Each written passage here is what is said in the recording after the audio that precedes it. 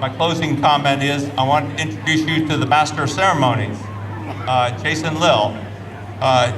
We're pleased to have Jason this year as our Master of Ceremony. Number one, he strikes a meaningful pose,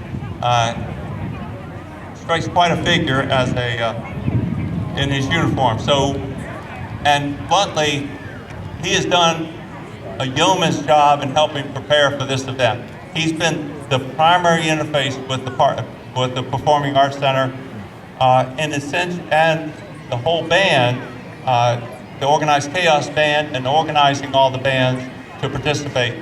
So Jason's been really key to this event. So we appreciate that as a member of the committee and as the Master of Ceremony. If you don't know Jason, he's a retired warrant officer in the Chief Warrant Officer in the Army National Guard, pilot, and now he's the pilot for United Airlines, and we all live voyeuristically off of all of his travels internationally to Frankfurt, Buenos Aires, and various other locations. So with that, I'll turn this program over to Jason Lill, and he's been a long-term member of the Veterans of Foreign Wars. With that, I'll turn it over to Jason. Thank you.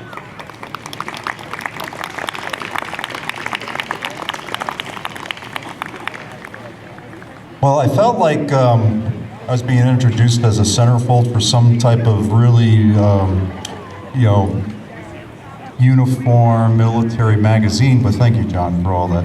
Anyway, hope everybody's enjoying it. I am the Master of Ceremonies, Jason Lill. I'm glad to see everybody came out. Hopefully things are drying out there. But further ado, let's introduce our first band. All these bands that are playing here for the next hour were our marching bands. So what better way to celebrate the day and still have the music of our marching bands? So I would like to introduce the Windsor Fife and Drum on stage. Thank you.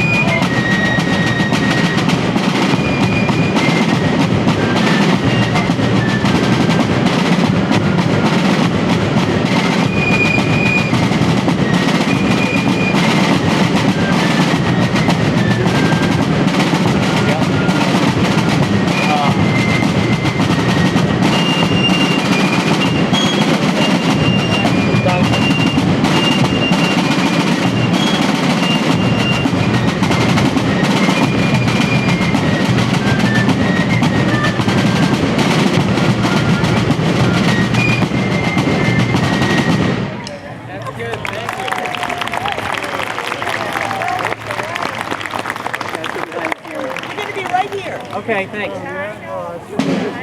Oh, I'm sorry. My head will be safe.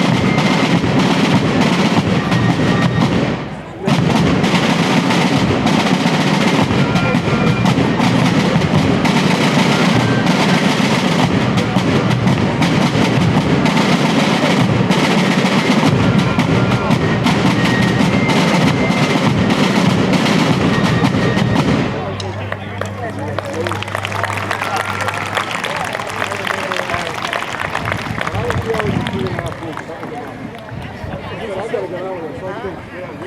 is the same, is this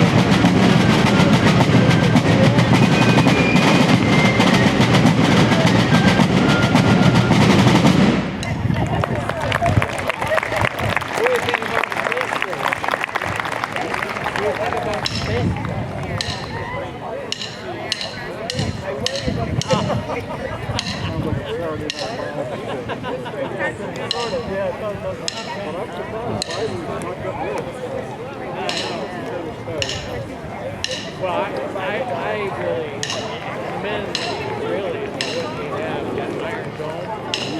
I guess taking care of 90.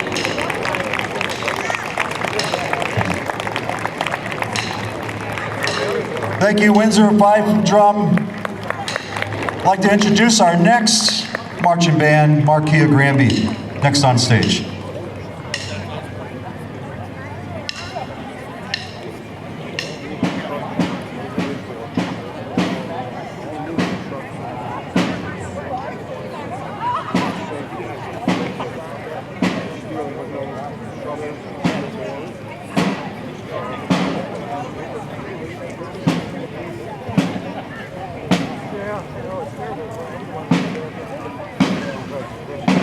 This country's getting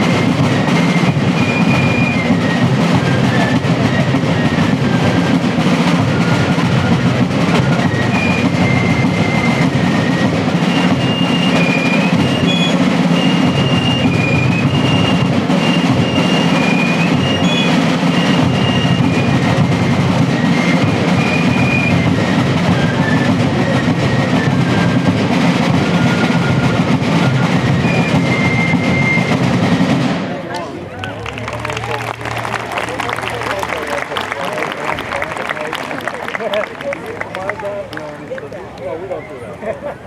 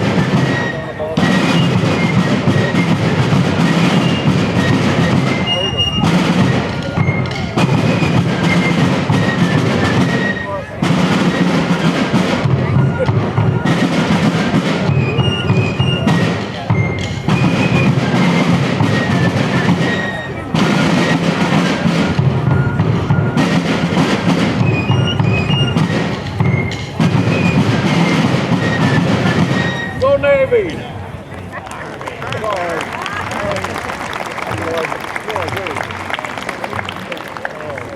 I'm the token Navy guy at this table.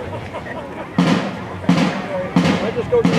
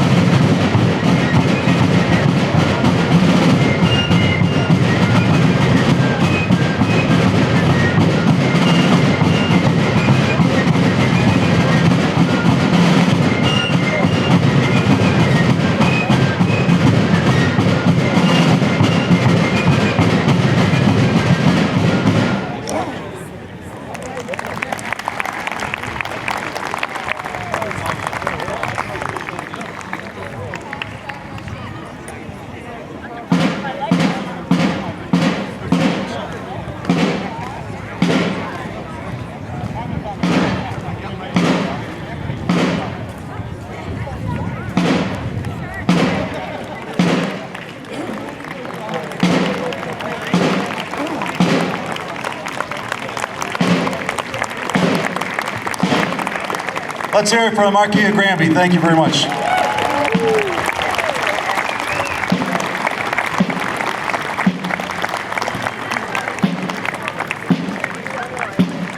I'll take a second to pause to introduce our next group, the Talca Mountain Highlanders. I'd like to introduce the award-winning group founded in November of 2015 and first playing in public was in 2017. In 2018, they made the finals in the World Pipe Championship in Scotland in 2018 with over 400 bands competing and placed in the top 12 of their division.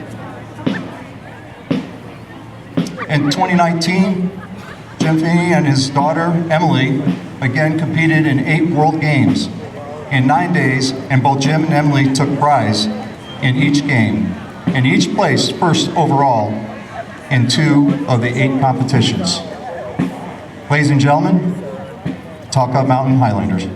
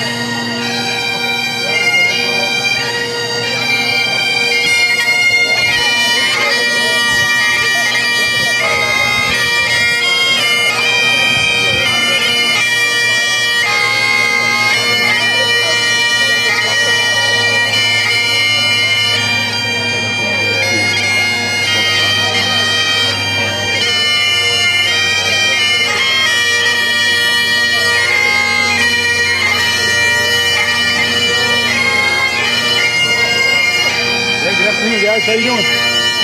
Good to see you. Good to see you.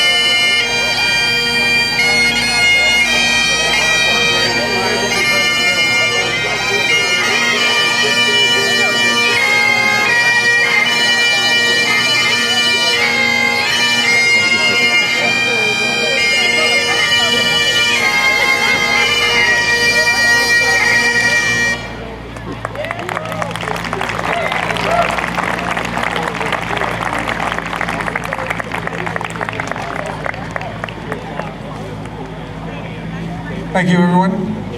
Thank you, Simsbury. It's nice to be playing again after such a long time stuck indoors and on lockdown. I'd like to introduce half of the band, the Talca Mountain Highlanders. I want to introduce each member individually, but before I do that, we're going to play one more set. The next set is a set of tunes that was written during and about different battles in World War I. The first one is entitled The Battle of the Somme. It was written by a very famous Highland piper who was with the regiments during World War I and returned to a very illustrious soloist career. The second tune is The Heights of Dargai, which was written also during the same time frame, but not about a battle in World War I. And it was also written by a different famous piper.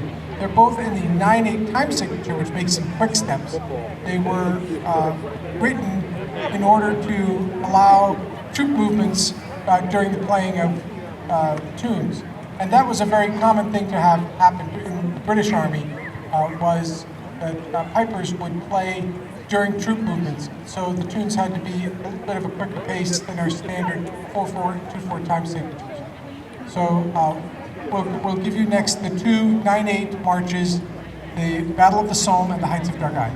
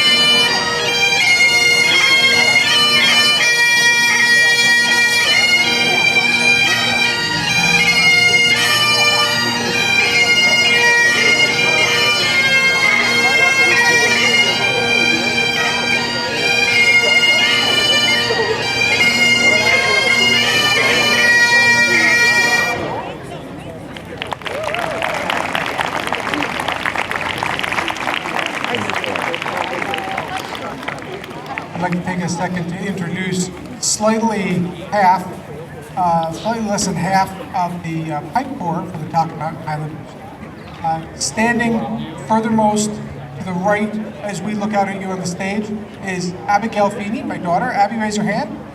Abby's been playing for about 2 years. She has won multiple Piper of the Day trophies in her grade and is progressing to become an excellent piper. Just like her big sister, standing immediately next to her, Emily Finney. Emily, raise your hand. Emily is a freshman at the University of Vermont and is truly a champion piper. She has won multiple solo awards and also won many awards with the band. Standing next to her is our pipe sergeant, Jerry Ann Dickel. As champion pipers go, Jerry Ann is probably one of the most accomplished in the band. Jerry Ann started playing many years ago. How many years, Jerry Ann?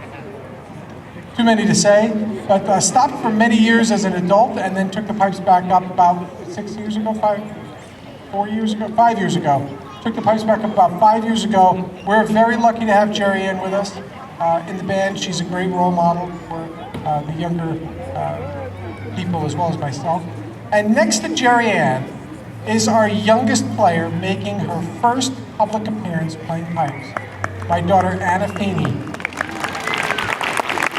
Anna has also won many competitions in her very short time. She's been playing about the same amount of time as Abby, but she's a couple of years younger. And we're very excited to have her playing on full pipes with the band for the first time ever. The next set we're going to play is what's called our Quick March Medley. And this is the medley that we played at the World Pipe Band Championships. We ended up 11th overall in the finals, and we were so excited to qualify for the finals our first time playing at the World Pipe Band Championships. It was quite an accomplishment for these young people. So the tunes are The House of Cromdale, The Muir of Ord, The Piper's Cave, and I'll Gang the Mare to Young Tune.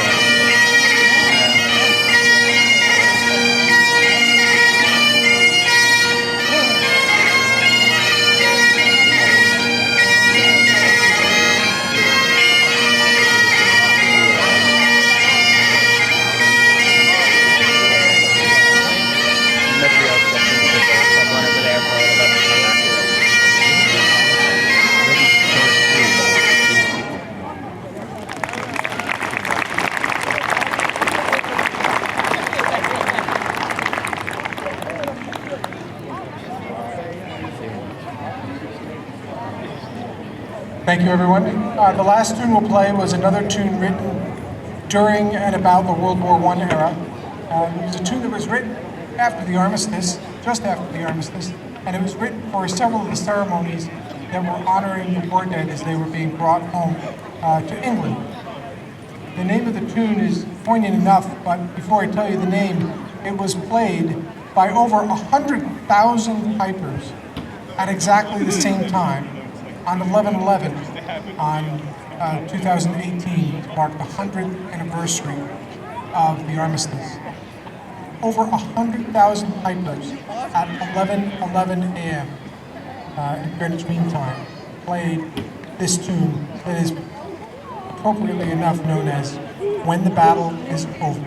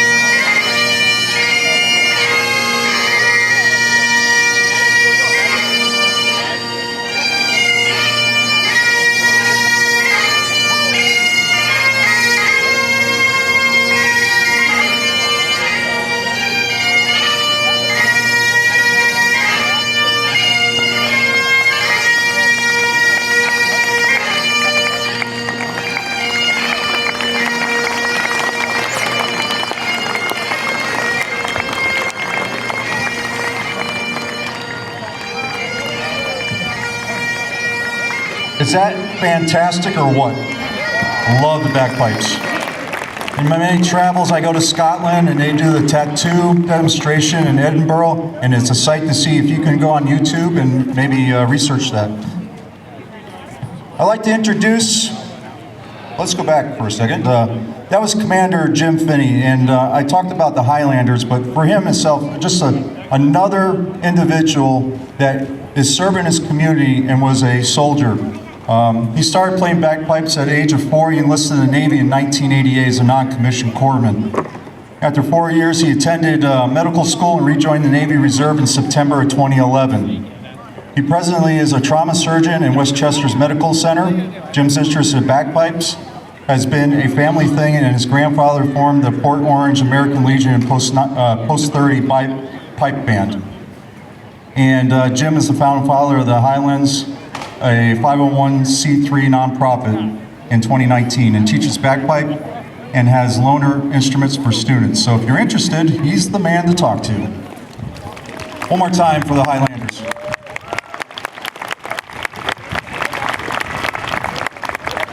Another announcement, all of our guest speakers and dignitaries, if you could please report to this backstage, that would be great as we prepare for the next portion of our ceremony.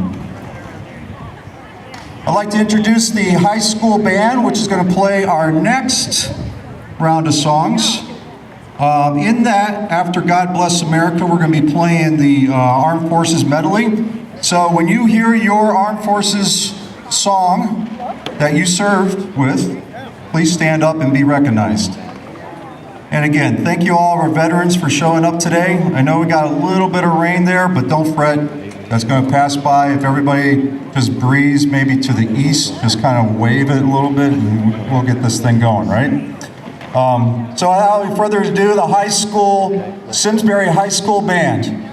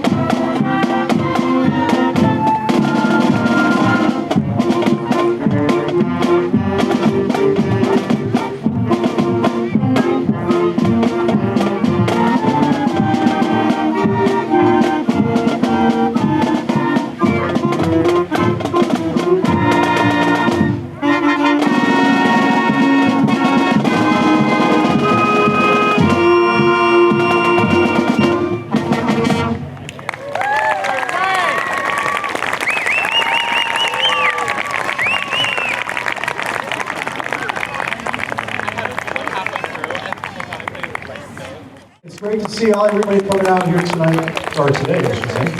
Feels like night. I'm a guest of the captain. At this time, Moonlight Club will be pausing during our ceremony. If you are getting food right now, that'd be great, and then come back and enjoy the rest of the ceremony. Moonlight Club will be open again after the completion of the ceremony as we begin the celebration concert of the day. I do invite everyone, we have some space along the wall there, so if you feel like you want to come a little bit closer, that's fine. We got plenty of room. And you don't have to be a veteran at this point. Everybody here can come a little bit closer to the wall if you need to. I'd like to call to order this ceremony on behalf of the members of the VFW Post 1926 and American Legion Post 84. My name is CW4 Jason Lill, retired Army. Thank you very much. My wife Christine and I, we raised 3 boys in this community.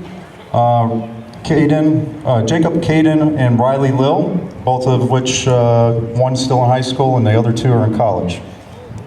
I'd like to start the ceremony off with opening prayer for Reverend Harris. You may remain seated during the prayer, and thank you, Reverend Harris.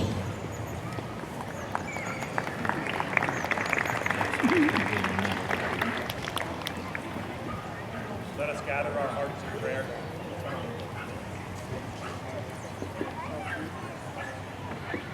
Gracious and loving God, on this day when we rightly honor the ultimate sacrifice of hundreds of thousands of servicemen and women over hundreds of years, we need not pray for them, for they now rest in perfect and eternal peace with you, beyond the reach of all fear, trauma, and even death. But Holy One, we do pray for all gathered here today, that we may fully recognize, remember, and honor their sacrifice, and that we appropriately grieve their deaths and our loss. For those who gave their life for our country were so much more than heroes and patriots, though they were certainly that.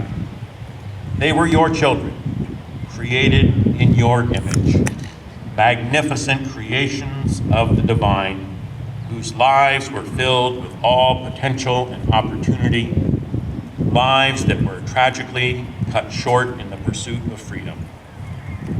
Each had families who loved them, proud parents, spouses who depended on their encouragement and support, children who no longer saw mom or dad at their graduation, their wedding, or the baptism of a grandchild.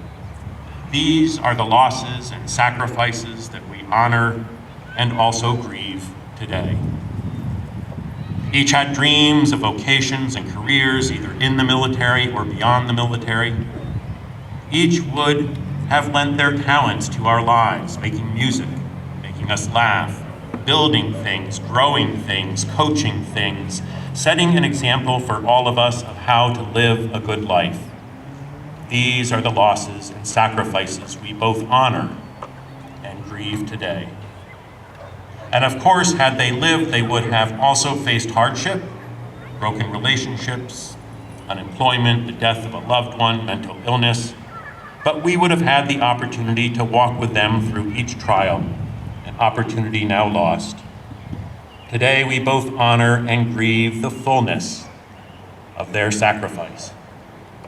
At times like this, Holy One, we might offer prayers of gratitude, and indeed we are grateful that each of these servicemen and women gave everything that we might continue to have a good life. But maybe gratitude isn't enough. So today, God, we pray that we do our part to carry the memories, to shoulder the responsibilities, to take up the legacies, to do the hard work left undone in their absence, and to love one another. Perhaps this is how we may best honor their sacrifice, to do what they would have done had they lived. And for this, Spirit Divine, we need your help. Shine a light on our path and help us take up their mantle that we may go forth from this day committed to make ourselves, our community, and this country we love better in the names of those we today honor. And in your holy name we pray. Amen. Thank you, Reverend Harris. I'd like to recognize our dignitaries today. Welcome First Selectman Eric Wellman, Selectman Sean Aspin, and Selectman Jackie Bodos. Thank you for your presence here today. Commander of the Color Guard, post the colors.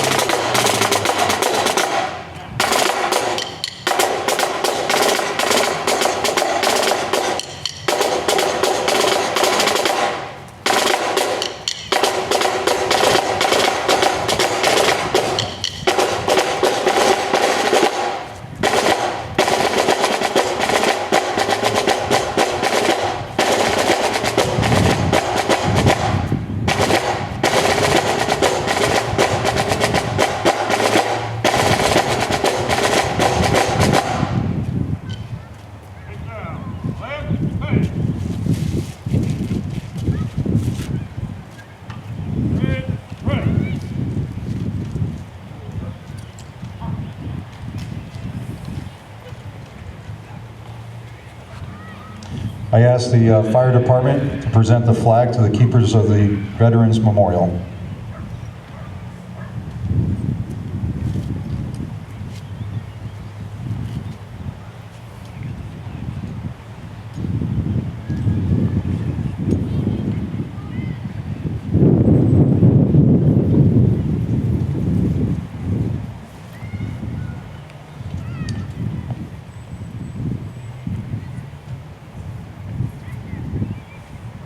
And I ask everybody to recite with me the Pledge of Allegiance. I pledge allegiance to the flag of the United States of America and to the republic for which it stands, one nation, under God, indivisible, and liberty and justice for all. Introducing Dave Moore to sing Star Spangled Banner.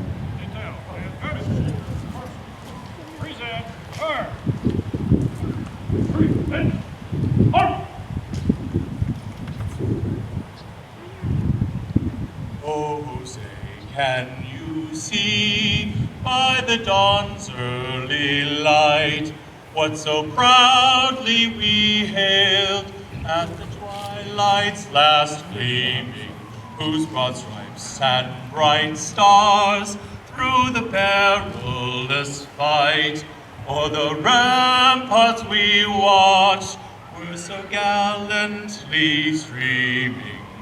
And the rocket's red glare, the bombs bursting in air, gave proof through the night that our flag was still there.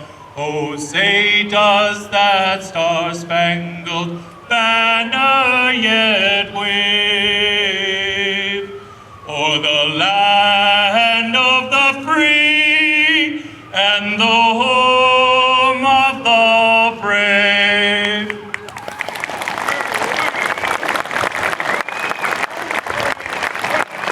Thank you, Mr. Moore. I'd like to recognize some of our color guards today. We have veterans continue to serve throughout the community. And our color guard, we would like to recognize Simsbury Police Officer First Class Trevor Vital for his 24 years service in the U.S. Army. We'd also like to recognize also Simsbury firefighter Gianni Zunino for his 8 years of service in the U.S. Navy. Thank you, gentlemen.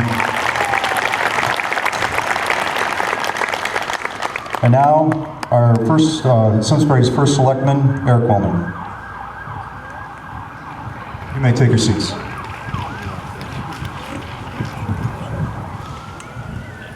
Good afternoon, ladies and gentlemen. First and foremost, I want to begin today by recognizing those among us who've been part of the great brotherhood and sisterhood we call the U.S. military. Our veterans, active duty service members, guardsmen, and reservists. It is your service and sacrifice that has kept our country free and safe.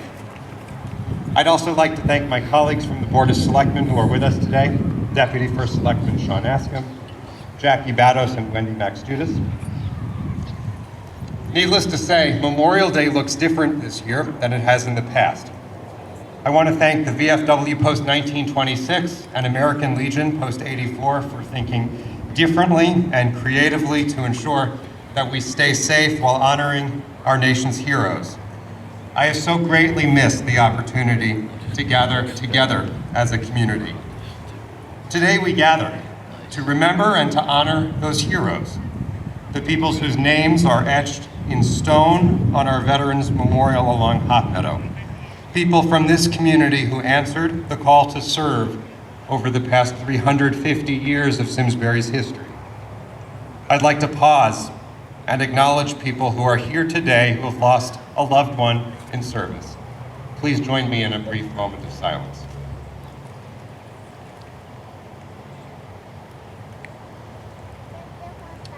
I reflect upon the collective trauma that our world has endured over these long 15 months.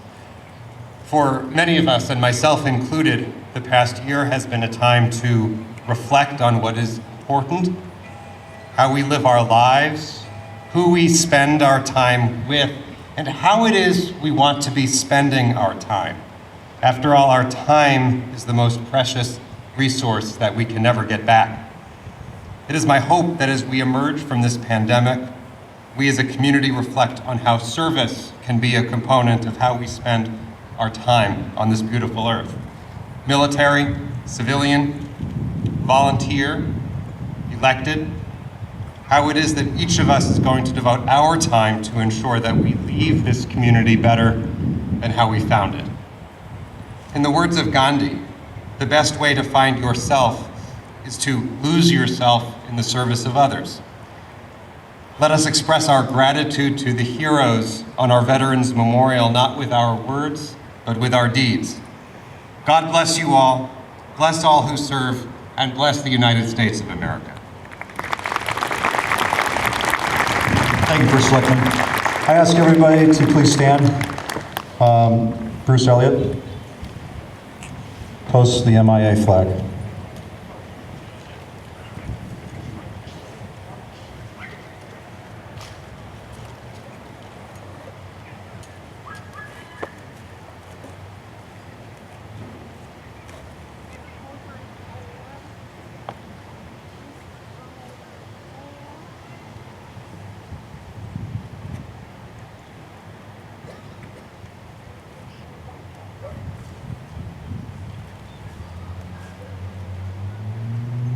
Thank you. Take your seats.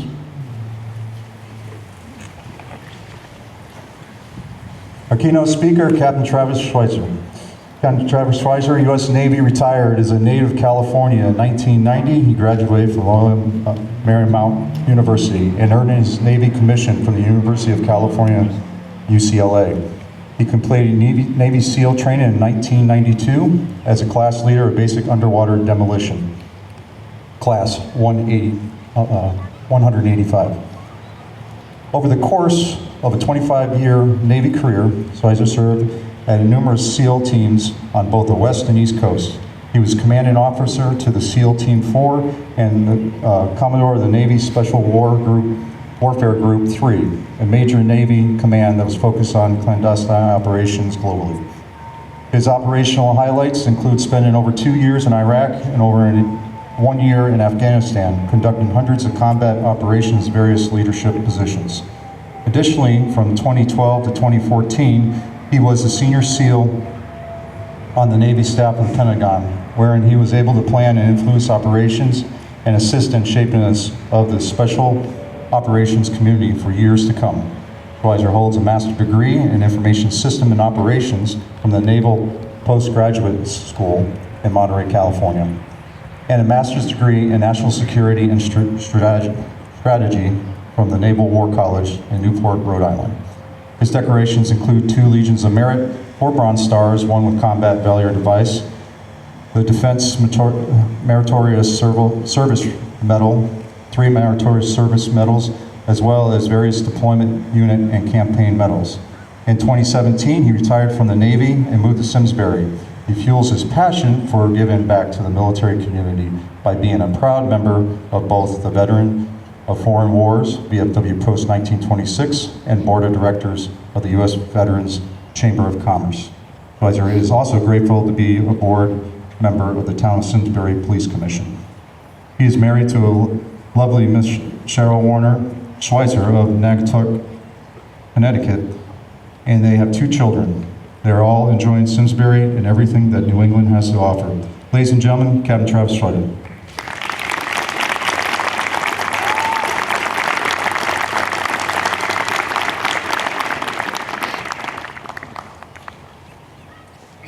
During World War II, our D-Day invasion of Europe was the largest amphibious operation in the history of the world. On the eve of that operation, General Dwight Eisenhower, the Supreme Allied Commander, had to make a gut-wrenching weather call. Should he go after that slim chance of victory and risk losing the bulk of his forces at sea, potentially a catastrophe of an epic scale? Or should he delay for good weather, forecasted in perhaps 2 weeks, when the enemy would be at its strongest and the chance of victory would be even more in doubt? As you all know, fortune favors the bold. And so, here in Simsbury, it was an easy decision for our Simsbury Town Council, the VFW Post, American Legion Post, the Fire Department, and the Police Department to continue with our ceremony today to honor those Americans that have given their full motion of devotion, their full measure of devotion, while serving in the military on behalf of our great nation. It's terrific to see you all here today. Thank you very much for soldiering on and giving these less than ideal conditions. I'm honored to be your speaker today, and thank you, Jason, for that warm welcome. All right, listen, there's too many people for me to individually recognize all of them. However, I'd be remiss if I didn't call out one individual, and that man is Mr. Dan Crowley. Dan, if you can raise your hand for me, please. He's over in the yellow slicker. Dan is Simsbury's own, a World War II veteran, and was a prisoner of war under the Japanese for 3.5 years on both the island of Corregidor in the Philippines and also in mainland Japan after being transported there on a Japanese hell ship. He endured brutal hardships and somehow cheated death. He returned to Simsbury after the war and has been a longtime resident. He's the embodiment of resiliency and the American fighting spirit. Dan, first, I want to say happy 99th birthday.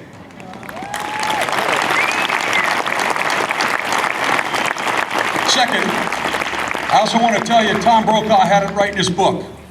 You're a member of the greatest generation, and we're humbled and honored to have you here in our presence today. And thank you all for giving Dan a big round of applause. Let's do that again.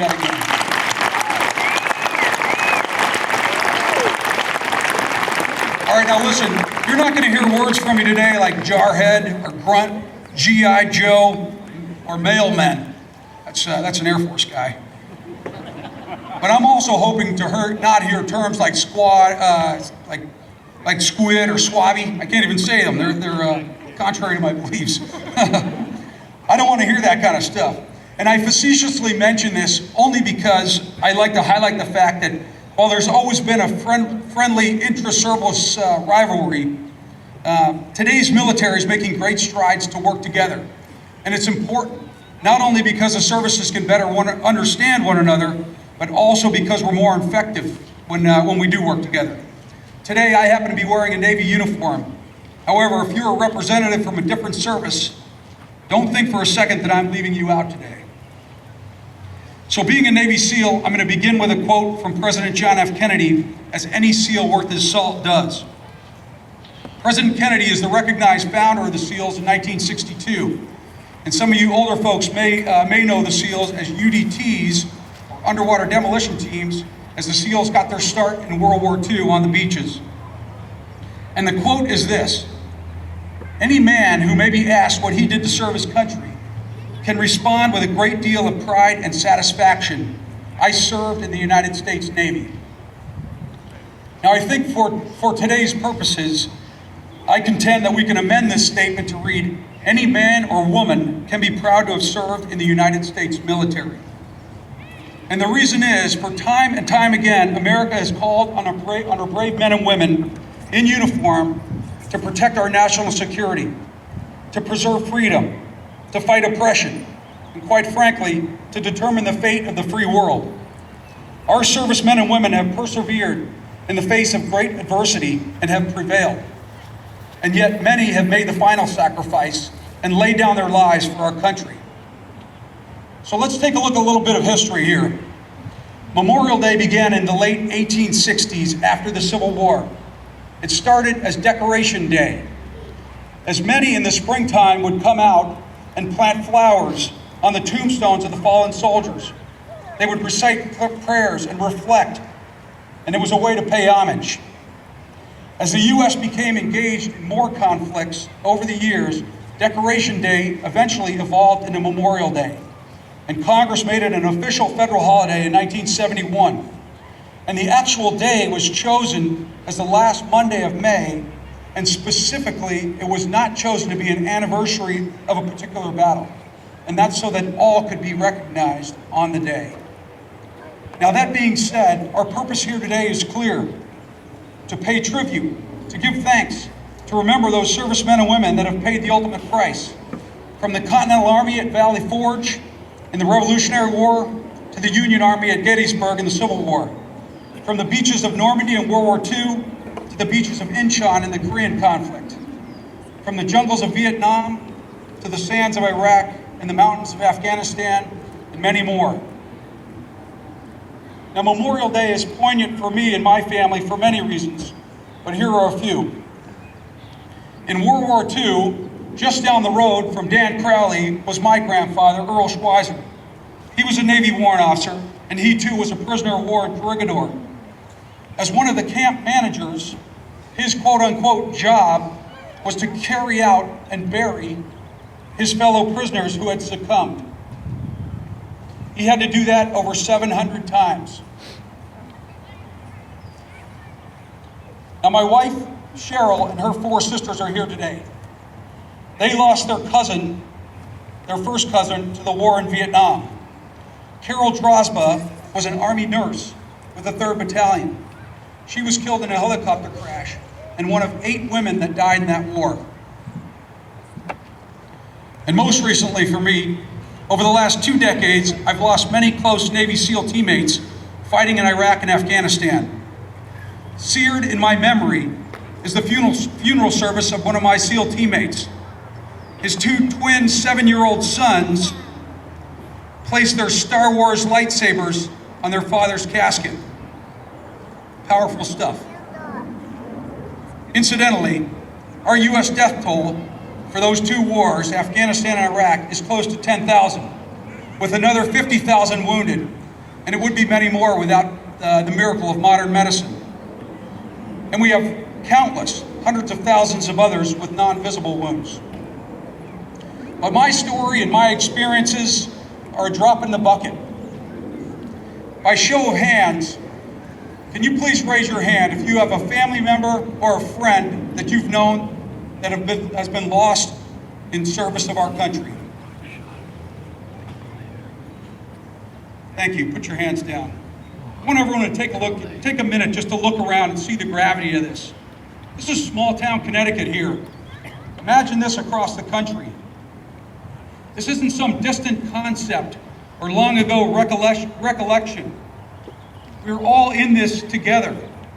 And there's a tremendous void that's been left by those patriots that didn't return home, and it still reverberates today. In Washington, D.C., there's a monument, and it's called the Navy Family. And the inscription on that monument reads, "Those who wait also serve." You see, the victories of our challenges have come at a dreadful price to the American mothers, fathers, spouses, families, and friends. Those who wait, many of you, have had to summon up and demonstrate tremendous courage and act as a pillar of strength for our country. You've had to carry on while your loved one was away. And you've had to carry on after losing a loved one. I'll give you one SEAL story, but quite honestly, it could be any military unit. On August 6, 2011, after 10 years of fighting after 9/11, we had an operation in Afghanistan. It was called Extortion 17. The SEALs boarded a helicopter that night, and at about 3 a.m., they were shot down by the Taliban in their MH-47 helicopter. 30 Americans were killed in that crash. It was the single biggest loss of life in one event in the Afghan war, and certainly for the SEAL community since our inception. Most of the SEALs on board that aircraft had been on the raid to kill Osama bin Laden just 90 days prior. That day was a punch in the stomach for the SEAL teams and for America. Now, back in Virginia Beach, Virginia, when the news arrived, the SEALs leadership called a huddle, and we had to sort out how and who would notify the families of the 22 SEALs that had been fallen in battle. For several weeks following, it was a daily event to attend funerals, and we had to pick up the pieces, family members and soldiers. Not only did we have to grieve for our dead, and many were unable to grieve for their dead, as they had to turn around and go back to war after they had just returned to fill the spots of their brothers that had just fallen. The strain on the families and the entire community was distressing, to say the least.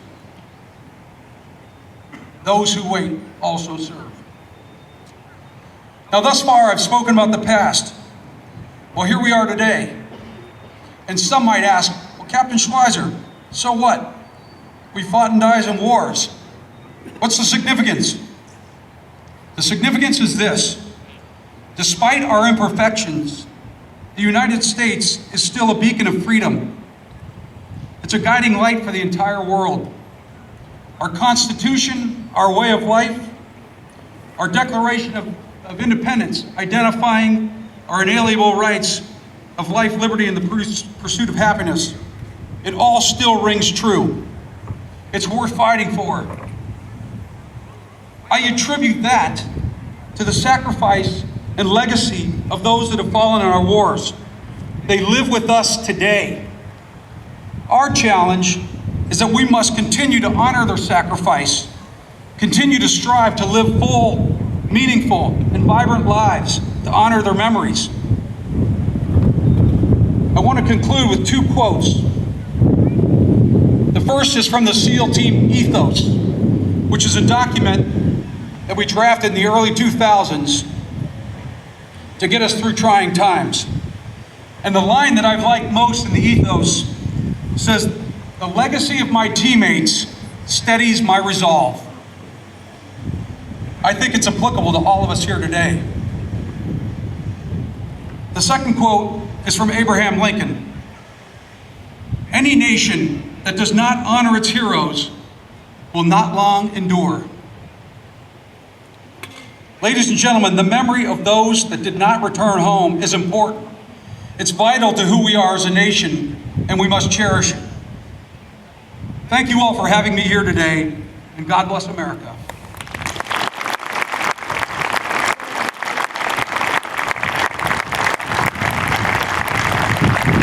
Thank you, Captain Schweitzer. I'd like to introduce now Lauren Johnson, one of our favorite veterans of World War II. part of the greatest generation. Now to speak on behalf of the World War II Blue Devils, Warren Johnson.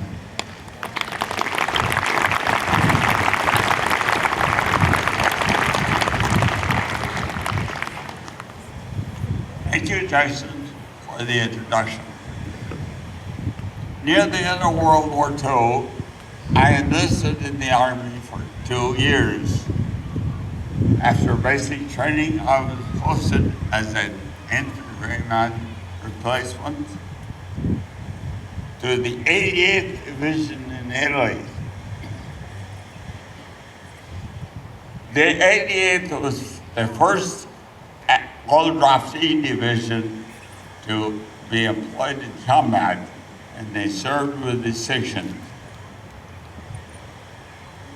Because their shoulder patch was blue,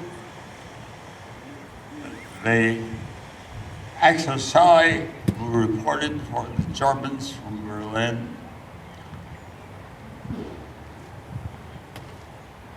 said that they fought like blue devils. The division commanders of the division thought that this was a good way to explain their position, and they got approval to be known as the Blue Devil Division and to wear a blue scarf as instead of a necktie. Now, after the Germans surrendered in 1945, the 88th was designed to recover and reconcile in Italy. While I was there, the graves registration personnel combed the Italian countryside to pick up bodies that had been hastily buried where they fell or had been buried temporarily in local cemeteries. By 1947, they had collected 119 bodies, which were put in body bags and into a railroad car, which was waiting until it was able to go to the port and be shipped back to the United States. I was privileged to serve at a honor guard around the boxcar until it left. During the past contact, a frequently heard comment was, quote, "If I don't survive, don't forget me," unquote. On this Memorial Day, I would like to give remembrance to those 119 individual soldiers who were shipped back to the United States.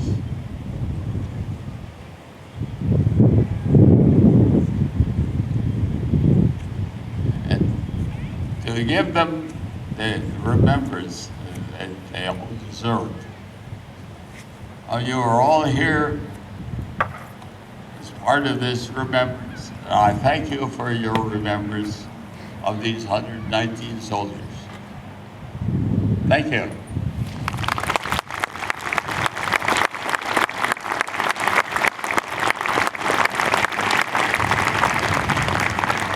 Thank you, Lauren. Now, Dave Moore for America the Beautiful.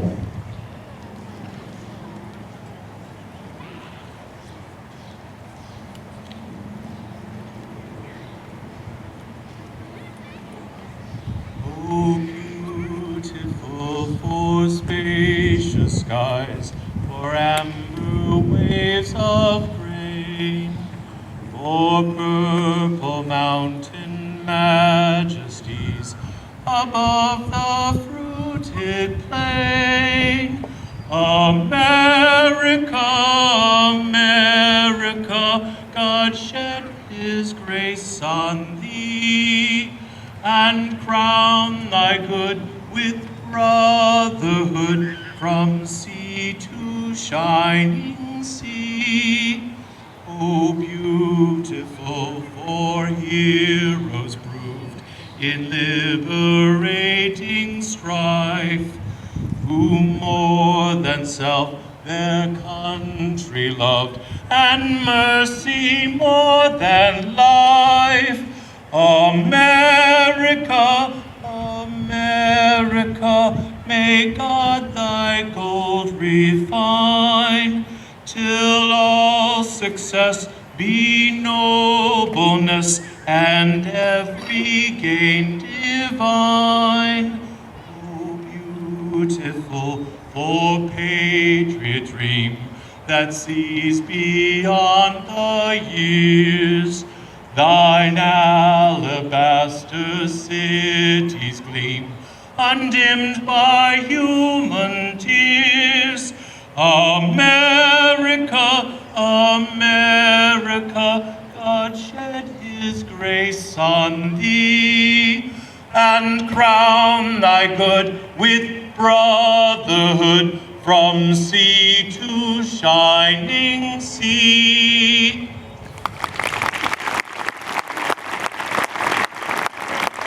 Thank you, Mr. Moore. Now, Debbie Payne, announcement for the Unknown Soldier Memorial Garden.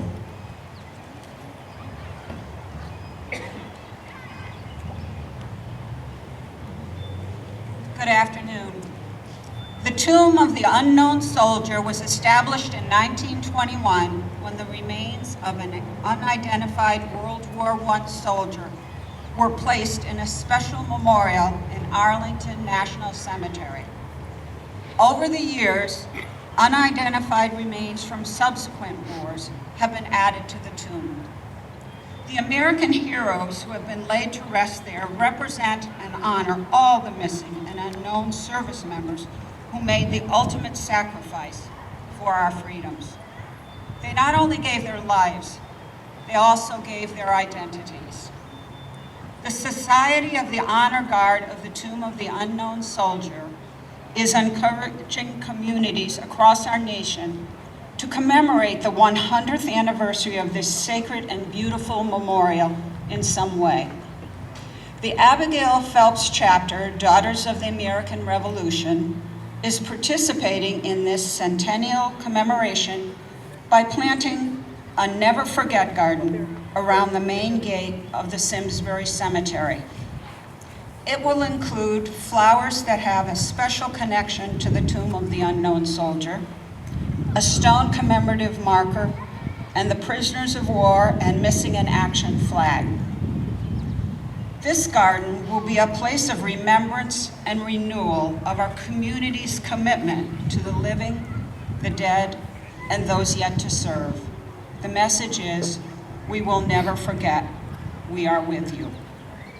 I would like to share some founding words that were offered at the first Decoration Day ceremony in May of 1868.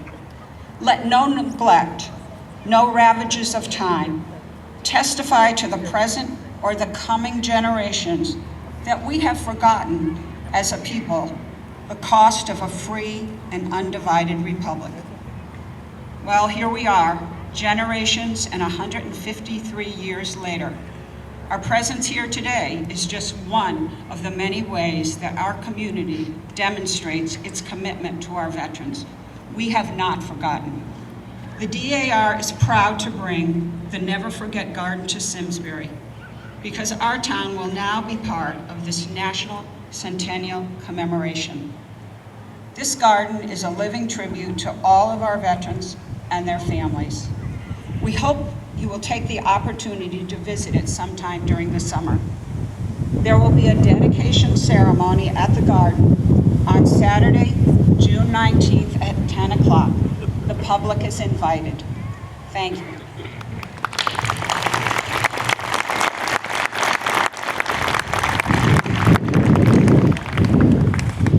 Thank you, Debbie.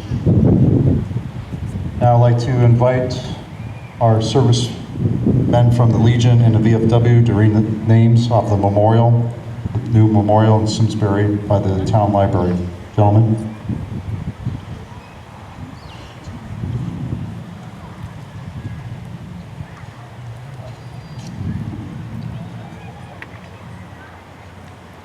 Our Simsbury Veterans Memorial was dedicated 4.5 years ago, November of 2016. After 4.5 years of nonstop efforts by members of the Veterans of Foreign Wars and the American Legion. There are 4 columns there, and on 3 of the columns, we have 4 panels showing the names of 98 former Simsbury residents. Every one of those veterans was a member of the town of Simsbury upon going into the service, and they all died while in service to the country. I'll be reading the names from the Revolutionary War. They're not in alphabetical order, as you'll notice, but they are in order of death. Elijah Phelps, Carmi Higley, Thomas Holcomb, John Brown, Daniel Moses, Jonathan Pettibone, Samuel Pettibone, Jesse Cossette, Seth Case, Joseph Cornish, Oliver Humphrey, Richard Humphrey, Jehiel Bidwell, Erastus Humphrey, Roger Cossette, Thomas Wright, Elihu Humphrey, Jonathan Butoff, Uriah Pease, Josiah Clark, Benjamin Brewer, John Garrett, Josiah Higley, Daniel Barber, Jedediah Holcomb, Zechariah Prince, Elijah Humphrey, Lemuel Colton, John Fletcher, Abel Forward, Dudley Hayes, George Merrill, Joseph Moore.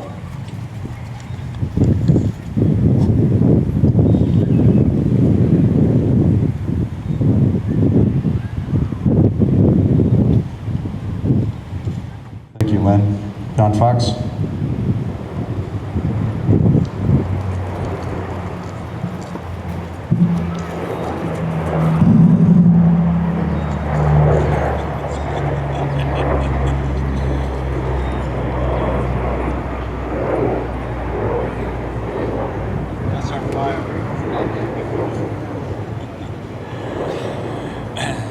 Panel 2 represents those who lost their lives, the Simsbury residents who lost their lives in the Civil War.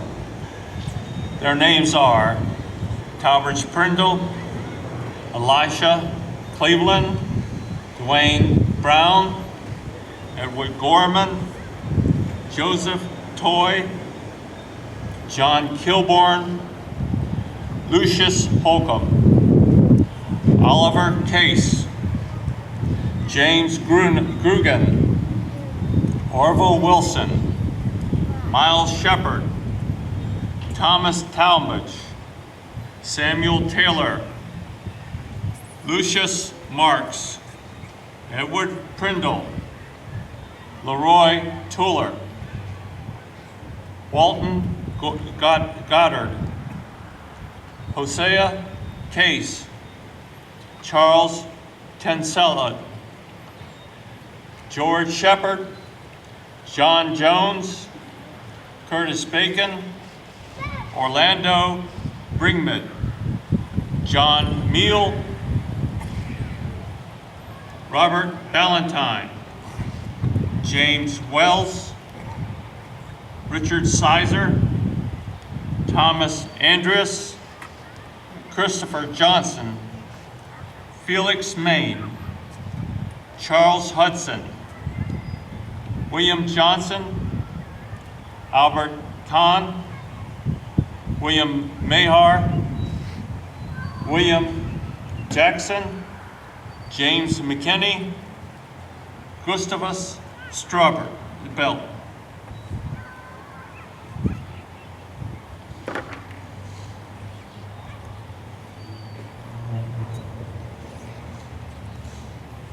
Thank you, John. Bruce Elliott.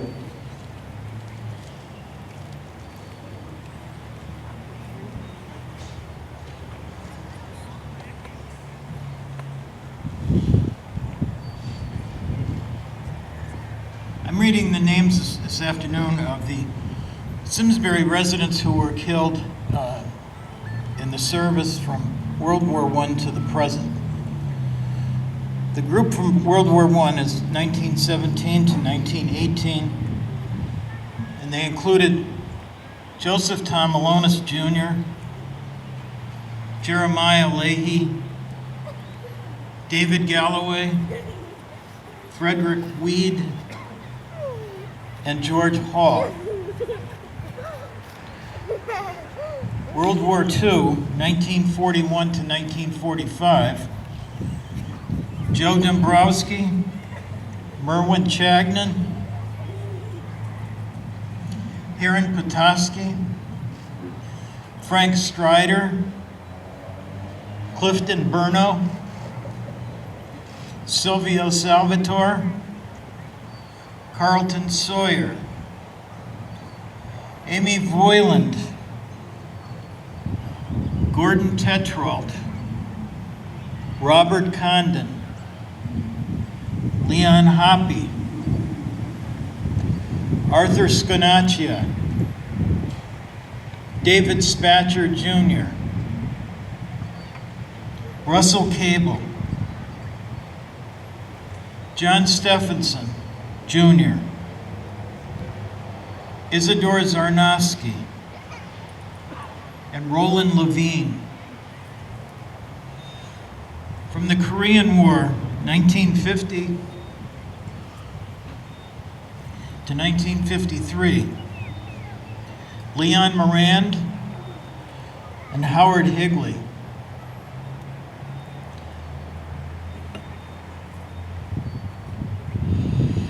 The Vietnam War, 1961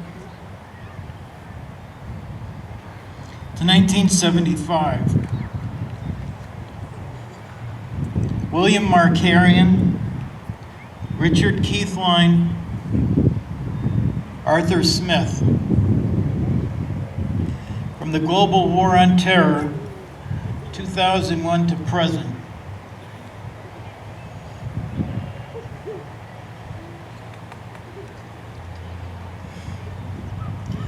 Felix Del Greco Jr.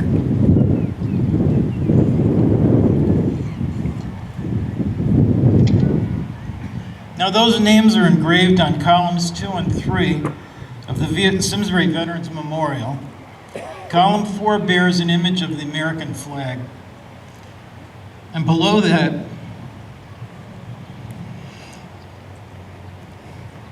is one stanza from a poem that was written at the beginning of World War I, and it's printed on the back of your program this afternoon. I ask everyone to join me now in reading together the Ode to Remembrance. Please join me. They shall grow not old, as we that are left grow old. Age shall not weary them, nor the years condemn. At the going down of the sun, and in the morning, we will remember them. We will remember them.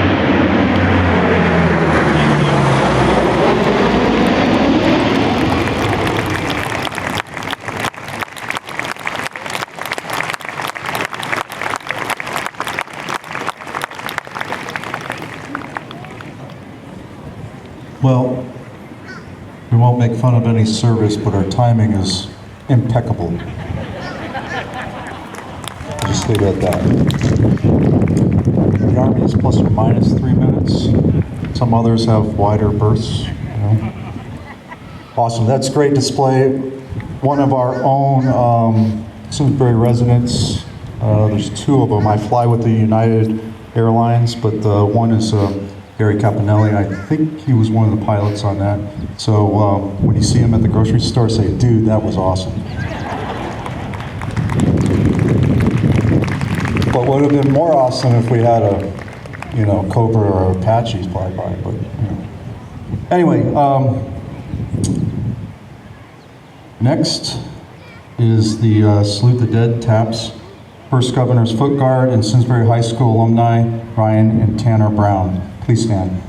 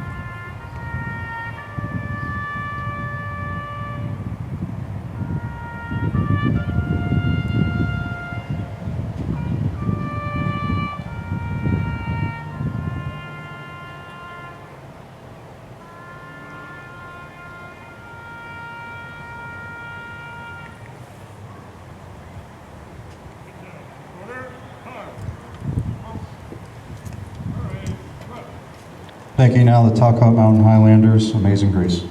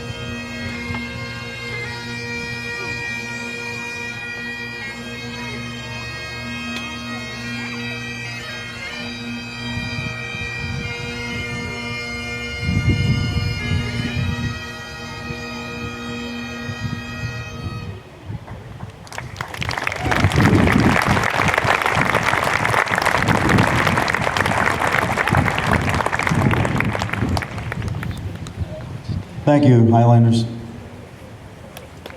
Commander of the Colors, retire the colors.